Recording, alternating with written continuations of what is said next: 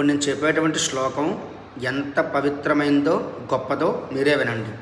కేవలం మానవులే కాదు, దేవతలు, యక్ష, కిన్నెర, కింపురుషాది మహానుభావులందరూ కూడా ప్రతినిత్యము స్నానమాచరించేటువంటి పవిత్ర స్థానానికి అధిపతి అయినటువంటి గంగని ఈశ్వరుడు శిరస్సున ధరించినటువంటి శ్లోకం ఇది. ఏంటా శ్లోకం?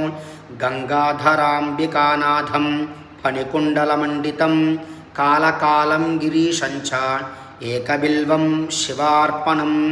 గంగాధరాంబికానాథం, గంగాదేవిని జటాజోటల్లో కొలువు తీర్చుకున్నటువంటి పరమేశ్వర.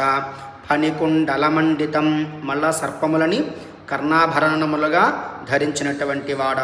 కాలకాలం గిరీశంచ, కాలమునకే అంటే యముడికే ఎదురు వెళ్ళినటువంటి పరమేశ్వరుడు. ఎవరి కోసం ఎదురు వెళ్ళాడు?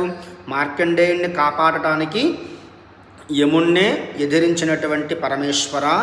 ఏకబిల్వం శివార్పణం, శివ నీ పాద పద్మముల దగ్గర ఒక మారేడు దళాన్ని సమర్పిస్తున్నాను.